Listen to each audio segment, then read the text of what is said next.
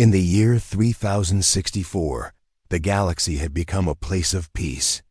Many alien races lived together in harmony. The Galactic Union controlled most of the star systems.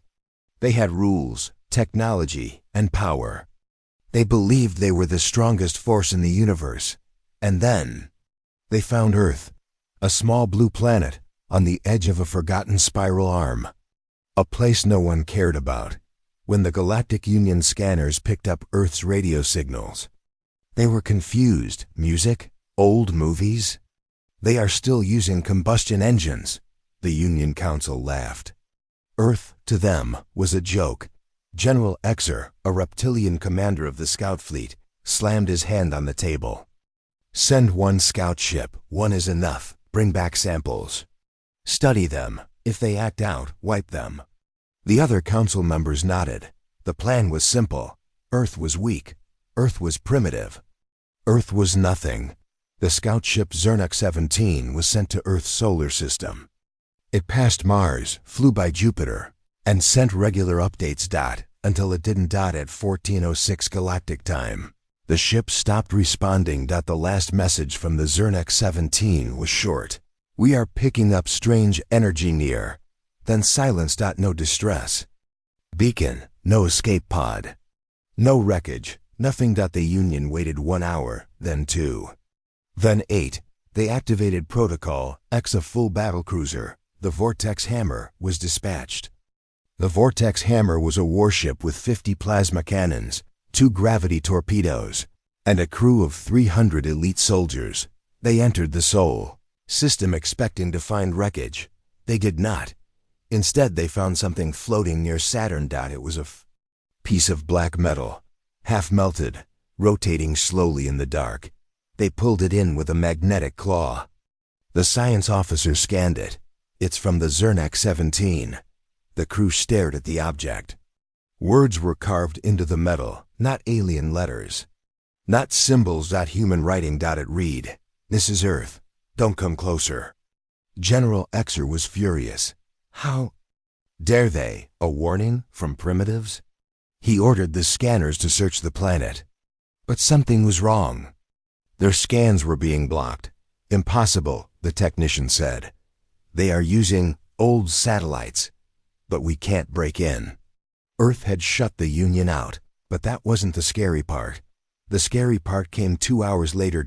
As the Vortex Hammer orbited Saturn, something appeared behind them. A black shadow, silent, cold, a ship, but not like anything in the Union's database. No energy signature, no heat, no signal. Then a single message came through. You were warned. The Vortex Hammer tried to turn. Too late. The unknown ship fired a beam. Not visible, not loud, just final. The entire engine block of the Vortex Hammer vanished. Not exploded, just gone. Erased. The ship went dark. Life support failed. Power dropped to 0. The last message the Union received from the Vortex Hammer was a recording. We thought they were primitive. We thought they were weak. We were wrong. Tell the Union. Earth is not what it seems. And then static. Back at the Galactic Union headquarters, panic started to spread. 3 ships were sent. All 3 lost. Now they were afraid. But pride is a dangerous thing. The High Council gathered. General Exer spoke again, this time with fear in his voice. This is not a simple species. They hid their strength. They have weapons we don't understand. But the others disagreed. It's one ship, a trick, nothing more. Send the main fleet. Teach them their place. Meanwhile, back on Earth, something was happening. In a hidden base deep under the Pacific Ocean, an AI named Watcher 9 had activated. Its red eyes blinked slowly as it came online. Protocol Earthborn, active. Old computers, sealed for 200 years, came to life. Satellite defenses hidden in the moon powered up. Under the sands of the Sahara, 10 black drones rose from the Earth. They hovered silently, cloaked from all view. And in a small apartment in New Berlin, a retired soldier named Captain Rain Carter received a call he hoped would never come. His screen flickered. Then a face appeared, an old man with steel gray eyes. Rain. They're coming. The aliens, they found us. Rain stared at the screen. His heart beat faster.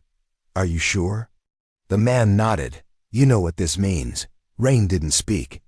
He stood up, walked to his closet, and opened. Inside was a uniform. Black. No flag. No rank. Just one word on the chest. Earthborn. Meanwhile, in space, the Galactic Union prepared its main fleet. 5 massive warships. 40 fighter cruisers. Hundreds of smaller ships. The galaxy had never needed this much power against a single planet. But Earth was different. Commander Tila, a bird-like alien with golden feathers, was the youngest in the fleet. As she checked her maps, she noticed something strange. Where is the human data? We don't have any deep scans, no map of their cities, no language files, no weapon blueprints. Her second officer, a cyborg named Kex, replied, all attempts to scan Earth are blocked. No satellite access, no signal response. Even old probes have been destroyed. Tala frowned. Why would a primitive race block our scans? Kex looked at her. Maybe they're not primitive. Back on Earth, governments across the planet were silent. There was no panic. No news reports. The people had no idea, because this war was never meant for the public. Earth had prepared for this moment long ago. They just didn't tell anyone. In the old files, hidden in encrypted servers, were stories of a war no one remembered. 200 years ago, Earth had fought something from deep space. And Earth had won. But the price was silence. The world erased the truth. Memory wipes. Fake history. A peaceful world rebuilt on secrets. But now, the enemy had come again, and Earth's true face was waking. In the darkness above the moon, a human warship opened its black wings. Shaped like a dagger, it had no name. Inside, Captain Rain Carter stood on the bridge. His crew was silent, focused. The ship didn't use normal weapons. It used dimensional disruptors, singularity bombs, and mirror mines technology stolen from long-forgotten alien enemies. Rain looked at the stars. They think we're weak, he whispered. Let's show them what Earth really is. In the final moments of Part 1, the Galactic Union's fleet entered Earth's system. They formed attack positions near Neptune. Suddenly, all their ships went dark. No lights, no power, no sensors. One by one, they lit up again, and all screens showed the same message. Black background, white words. Welcome to Earth. The fleet paused. And then, from the dark side of Pluto, 5 unknown human ships appeared. They were silent. No engines, no heat. Just there. And then, in perfect sync, they all disappeared again. No one saw them move. They were just gone. Panic spread in the alien fleet. What kind of species plays with war like a game? And far away, on Earth, in a secret room under Antarctica, a woman watched the alien fleet with calm eyes. She smiled and whispered, let the galaxy laugh. Let them think we are weak. Their mistake will be their end. The Galactic Union fleet waited near Neptune. They didn't move. They didn't fire. They were scared. Ships had appeared, then vanished, without sound, without energy. It wasn't possible. But it had happened. Inside the Union flagship Solar Spear, Admiral Rax, a giant insectoid commander, was losing patience. Enough. They play games while we bring war. Begin planetary scans again, the science officer replied, trembling. We can't, sir. Their satellites are jamming everything. Even our own sensors are blind. Rax's voice grew cold. Then we burned them blind. He gave the order to charge weapons, but before the command could be finished, the stars changed. One by one, black ships appeared around the fleet. They weren't fast. They were already there, like shadows stepping out of the void. No lights, no sound. Just death. Back on Earth, in a facility deep under the Pacific Ocean, the iWatcher 9 came fully online. It spoke with a calm, emotionless voice. The Earthborn protocol is now active. Releasing all Class X assets. Contacting Earthborn operatives. Metal walls moved. Vaults opened. Inside them were machines old, deadly, and hungry for war. Long silver drones floated into the air. They had no names. Just numbers burned into their sides. X1, X2, X3. On the moon, hidden turrets unfolded from rock. No one on Earth saw it. But in space, everything was changing. Earth was ready. In New Berlin. Captain Rain Carter stood at the window of his small apartment. His hands were shaking slightly. He hadn't worn his Earthborn uniform in 22 years. He didn't want to fight again. But Earth didn't ask it activated. A Konzu knock came at the door. He opened it. A woman stood there, tall, wearing black armor. Rain's eyes narrowed. Lena? She nodded. We're back, Rain. The protocol has called all of us. Rain looked away. We said we'd never fight again. Lena stepped forward. They're not just coming to study us. They want to break us. You know what that means. Rain closed his eyes. Yes, he knew. He turned, picked up his Earthborn badge, and clipped it to his chest. Where's our ship? In orbit. The Black Dagger-class ships waited. These weren't normal ships. They didn't have crews. They had I-cores linked to old Earthborn soldiers. Memories were stored inside them. Pain, war, victory. One ship Cody named.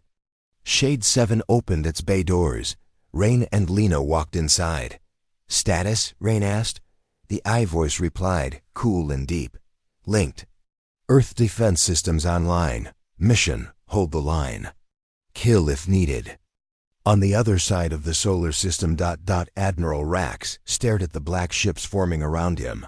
They are few. He growled, we are many. But as he gave the attack order, the enemy vanished again. No lights, no engine trails. And then boom.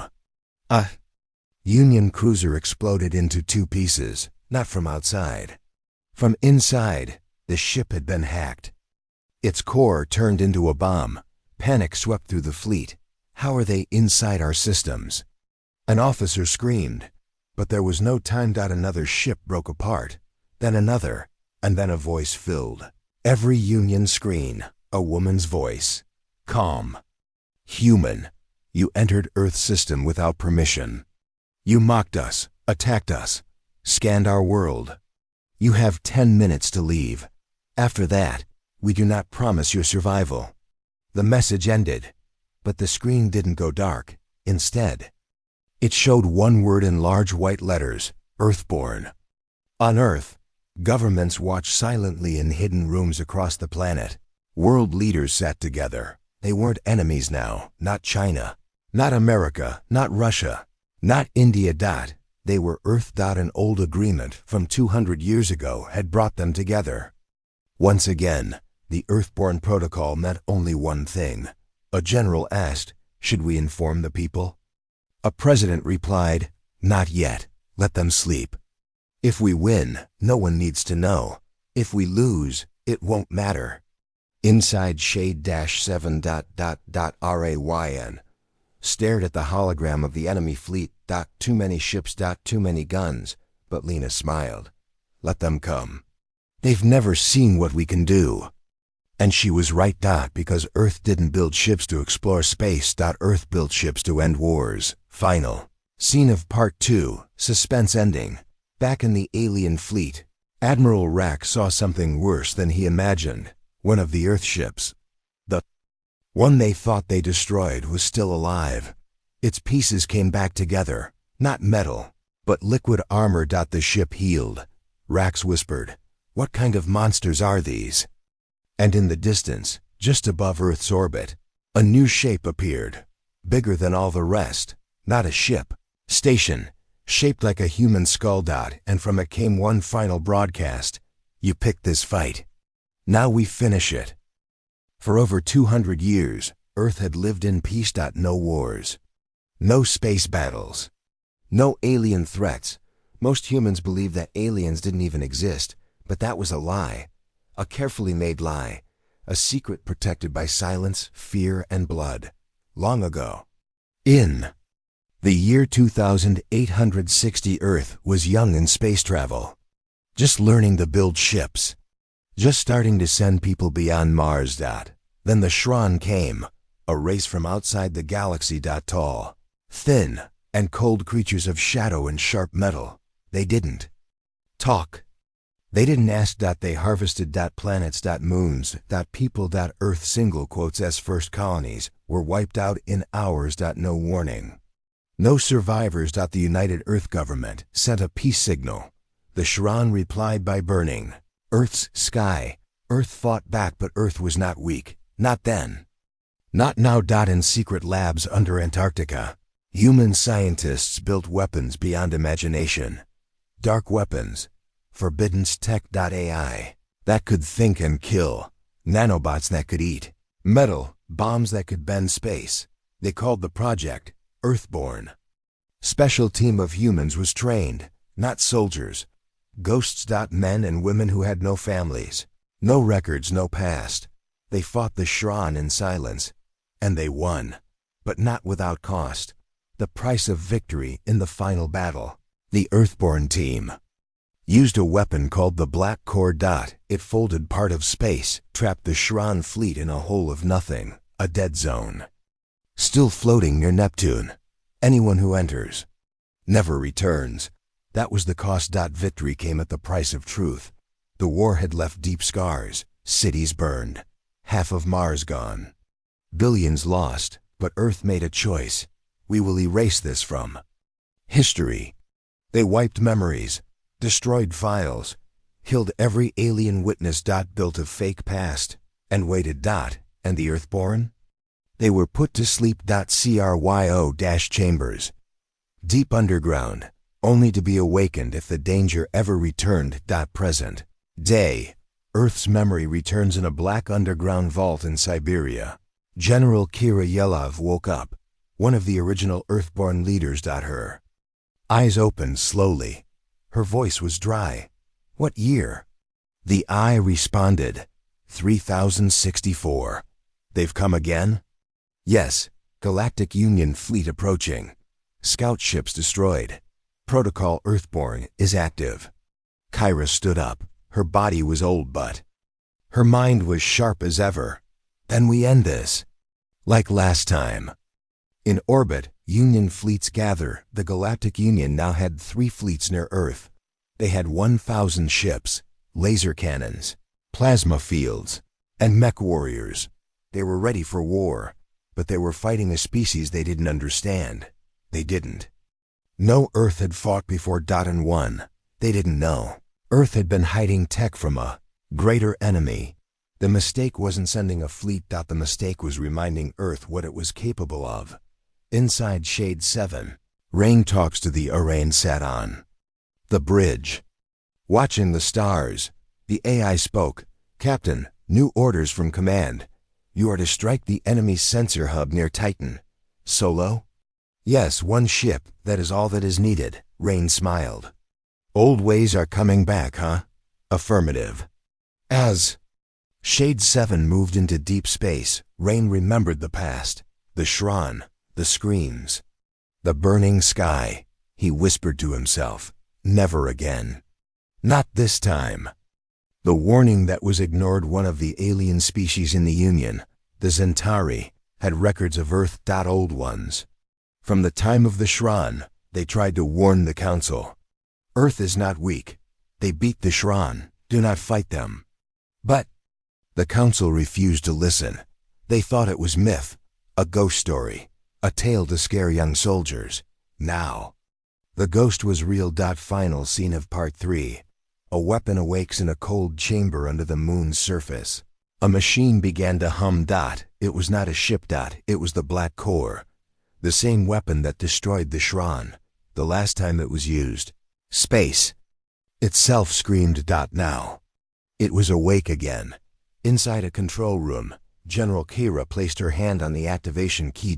She looked up at the stars. They wanted war.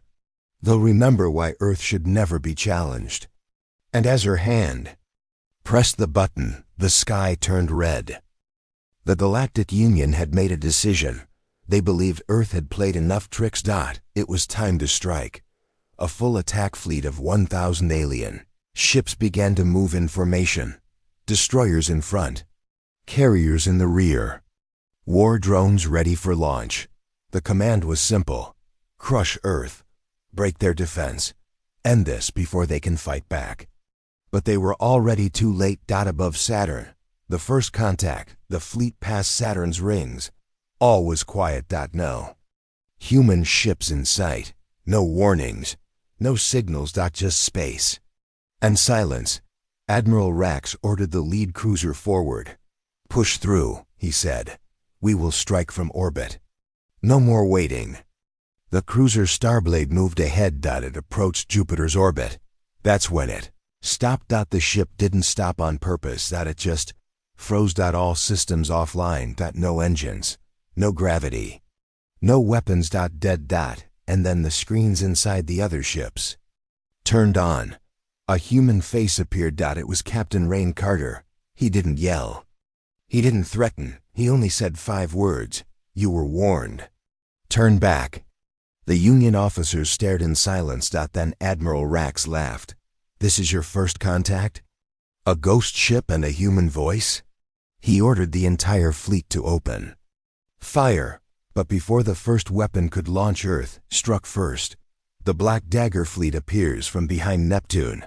10 black human warships emerged, shaped like blades, silent, no visible engines. They didn't come fast. They were already there. Cloaked. Waiting.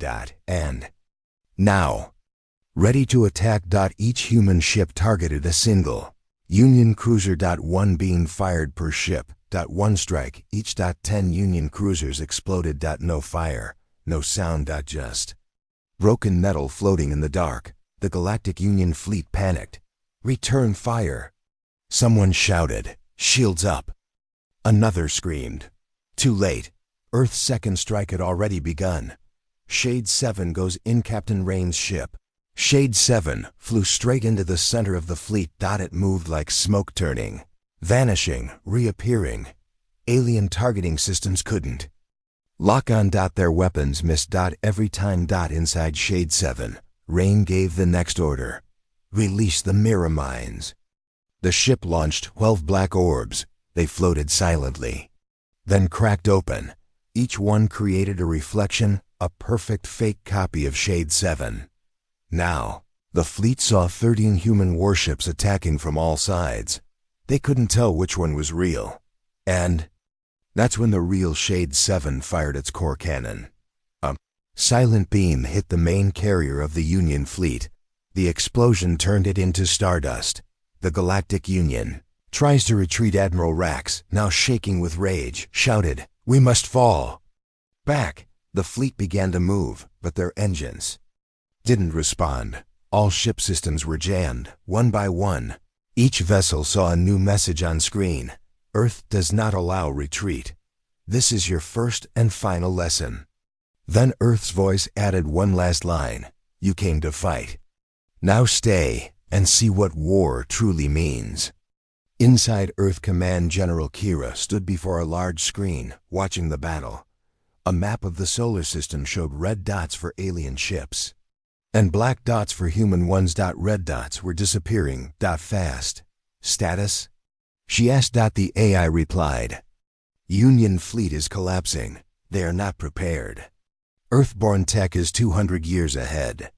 Kira nodded. Let them learn. Let them fear. And let them remember this day forever. Back in space, the final blow, as the last 200 Union ships tried to regroup. A new shadow passed near them. A giant black shape. A station. Skull-1. The same station seen at the end of Part 2. Now, fully awake. It had no guns. It was the weapon. It opened like a flower. A pulse wave moved across space. Every alien ship lost power. Instantly. No movement. No shields.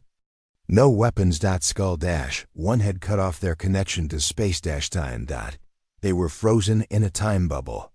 And then, the final message played on every ship, in every language. First contact is ended. Do not return. Next time. We won't. Give a warning. The galaxy reacts. News spread fast. Alien systems received emergency signals. Entire species panicked. Earth attacked the Union fleet. No, Earth destroyed it. Many races began to ask if Earth could do this. Why?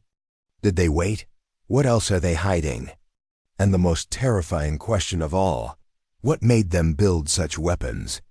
Final scene of Part 4, suspense ending. In a cold, dark room on a faraway Union planet, an old alien watched the battle footage. He had seen this before, long ago, back when Earth fought the Shran. He whispered, "They used it again. The black core." He turned to his screen and began typing. "We were wrong. Earth is not weak. They are the last species anyone should push." And with shaking hands, he sent a final message to the Council. "You thought they were soft. You just woke the monster hiding under their skin." The Galactic Union had never lost a battle this badly. They had sent 1,000 ships, only 31 returned. Most were half destroyed. Others were pulled back by emergency warp jump before Earth's final attack hit. But no one returned whole. No one returned proud. The rest were gone. Some vaporized, some turned to dust, some just vanished. And now Earth was done waiting. It was time to strike back. Inside, Skull One and Kira stood at the center of the command room. Around her, screens showed enemy planets, fleets, and communication hubs across the galaxy. A soft hum filled the air. AI commanders waited for her order. She raised her hand. "Begin Phase 2. Operation." Starfight began quietly. In a system 7 light-years away, a Galactic Union fuel station exploded. No warning. No trace. 2 hours later, a Union listening post near Xanta Prime stopped responding. Cameras last showed a black drone, shaped like a snake, crawling through the air vents. After that, silence.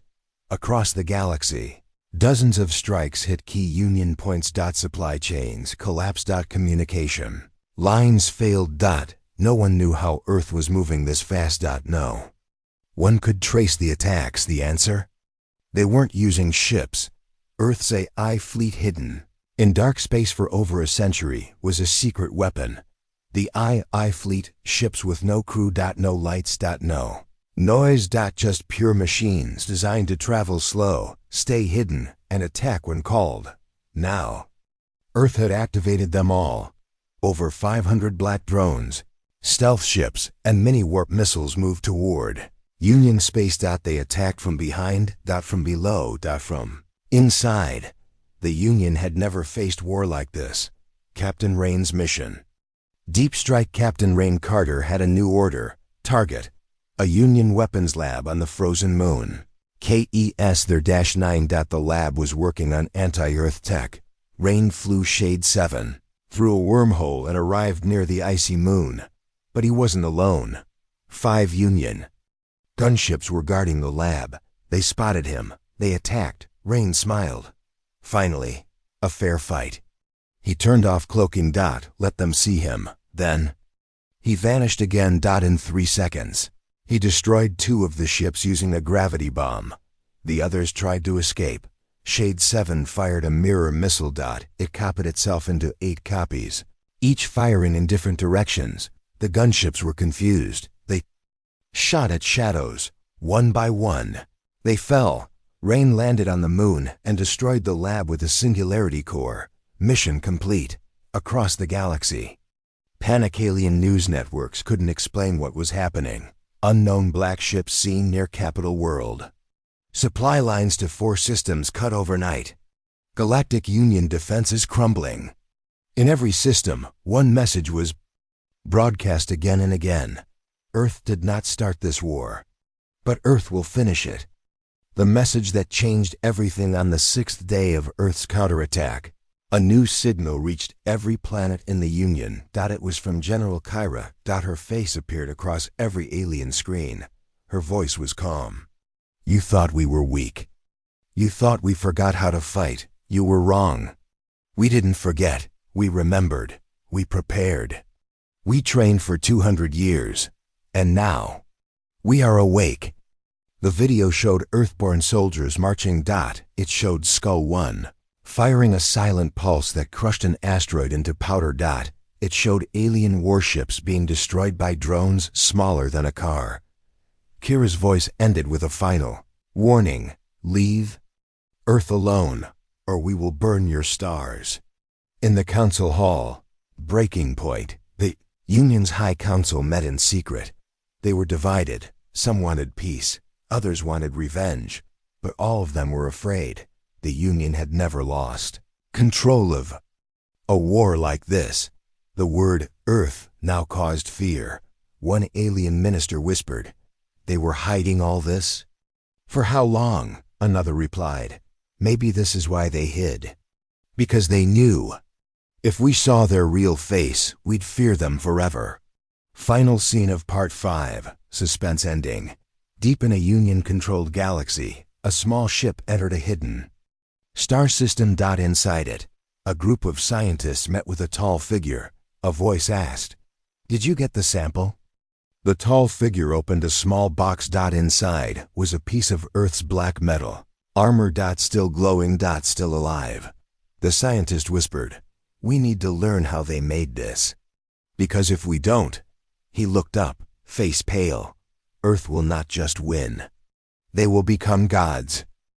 The war was no longer just between Earth and the Galactic Union. Now, something else was happening. The Union was breaking from inside. Planet Ventari. Alien uprising on the peaceful planet Ventari. News of Earth's attack reached the people. For generations, the Ventari had followed Union orders. They believed Earth was small and weak. But now, they had seen the truth. Footage showed Earthborn ships slicing through Union fleets, human weapons, turning battleships into dust, and something changed. In the Ventari people, they started asking questions. Why did the Union hide Earth's strength? Why did they attack first? Are we fighting monsters, or just waking dragons? Soon, protests began, then riots. Then, weapons fire. The whisper that spread like fire in Union space. A message began to spread in secret. No one knew where it started. It was just a whisper. Earth did not attack. Earth responded. The message was short, but powerful. Aliens began to question everything. Why did the Union send warships? Why was the first Earth Scout ship destroyed? Why had the Union hidden the past? The Union tried to block the message, but it was too late. Even Union soldiers were beginning to doubt. Union High Council, a dangerous secret back in the hidden Union capital. The High Council met in panic. Admiral Rax slammed his hand on the table. "We are losing systems. Soldiers are surrendering. People are turning against us." An older council member stood up slowly. His name was Yorental. A historian, he held an old data chip in his hand. "Because you lied to them." He placed the chip in the HOLO screen. Images appeared. Old. Dusty. Forgotten. Was Earth 200 years ago fighting the Shingle RAN. Black ships, burning planets. Earth soldiers winning battles that should have been impossible. Someone whispered, "What is this?" Yorental said quietly, "This is the war you all erased." Earth was never weak. They were silent. Because we asked them to be. Gasps filled the room. Rax yelled, "That's a lie." Yorental shook his head. "You wanted control. You feared what Earth could become, so you erased history and pushed them. And now they've pushed back." The first defector on the Union warship Gerald 3. Something happened that had never happened before. The captain is Zentari named. Velk refused an order. He was told to bomb a human listening post on a small moon. He replied, "I will not kill for a lie." Then he turned his ship around. Other ships followed him. The first defector fleet was born. They sent a message to Earth: we do not fight you. We will not be part of this war. Teach us. Help us. We wish to stand with truth. On Earth, General Kira read the message. She nodded. Then send them the warning, she said. Tell them the truth of what we faced before. Let them understand what we became. Earth shares the Forbidden's files for the first time in history. Earth shared secret records from the HFY War. Dark videos, terrible images. Cities burning. Earth soldiers standing alone against unstoppable alien forces. Earth winning by becoming something more than human. The galaxy watched in horror and awe. One alien leader said, "They became monsters. To fight monsters, and we judge them for surviving." Inside Skull One, a new strategy. General Kira stood beside Captain Rain. A screen showed the growing defector fleet. Lena entered, carrying new data. 12 more species just refused Union orders. 5 Union planets have declared neutrality. Rain raised an eyebrow. The galaxy's waking up. Kira gave a small smile. Good, but we're not done yet. She turned to the AI. Prepare Operation Echo Fall. Let's shake the Union from the inside. Final scene of Part 6, suspense ending. Back in Union space, the Council tried to calm the galaxy. They said Earth was dangerous. They warned of human aggression. But then something strange happened. Every major Union communication screen across 400 planets went black. Then a new message played. A voice, calm, strong, human. This is Earth. We are not your rulers. We are not your masters. But we will no longer be your prey. Choose your side. The message ended with a symbol, a burning planet, and a human hand rising from the flames. Beneath it, 2 words in every language: never again. The Galactic Union was breaking. Systems, once loyal, now declared independence. Ships once powerful now flew with dark flags of rebellion. The High Council was desperate. The Alliance grows on the moon Vezra. Leaders of the defector fleet met with Earth's commanders. General Kira spoke with calm authority. Together we can end this war. The alien leaders nodded. They knew the Union had lied. They knew Earth was no monster, just a people forced to fight for survival. The Battle of Vesranian warships arrived near Vezra to crush the meeting. Defector fleet and Earthborn ships stood ready. Captain Rain's Shade 7 led the attack. Ships darted like shadows. Earthborn drones swarmed. The Union cruisers. The battle was fierce and fast. Union ships fell one by one. The High Council watched in horror. The truth revealed meanwhile. Earth broadcast the truth across the galaxy. Old Union secrets, lies, and cover dash-ups. The HFY War records. Union commanders losing faith. Millions of aliens began to question their leaders. Union leaders turn on each other. Fear and blame spread. In the Council, Admiral Rax accused Yorental of treason. Yoran-Tal revealed secret Union plans to enslave defectors. The Council fractured. The final strike with the Alliance strong. General Kira launched a bold attack on the Union's capital. Planet Arcanus. Thousands of Earthborn and defector ships stormed the skies. The battle was brutal, but Earth's weapons were too advanced. The Union's defenses cracked. Union falls. The High Council was forced to surrender. Earth offered peace, but only if the Union promised to stop lies and war. Final scene of Part 7, suspense ending. As the Union leaders left Arcanus in defeat, a new threat loomed. Deep the unknown space. A signal pulsed. Cold, ancient. And deadly. General Kira looked at the screen. This war was only the beginning. The Galactic Union had fallen. Peace was fragile but real. The alliance between Earth and defectors held strong. But deep beyond the edge of known space, something stirred. The signal from the void scientists monitoring deep space detected a strange pulse. It was not natural. It was not a weapon. It was a warning. The ancient race legend spoke of the Eldari, an ancient species older than galaxies. They had disappeared millions of years ago. Now, their message echoed back, a cold voice repeating, "We are coming." Earth prepares. General Kira gathered Earthborn leaders. "This is bigger than the Union. We face an enemy older than time." Captain Rain tightened his grip on the controls. "We will be ready." The last message across the galaxy, every world received the same broadcast. The burning planet and human hand symbol. And one last sentence. "Together, we survive." Final scene. Epic suspense ending. As stars flickered in the dark, a shadow moved faster than light. A ship unlike any before. Its hull shimmered with living metal. Inside, a figure watched Earth's system. A smile crossed their ancient face. "The game has only just begun."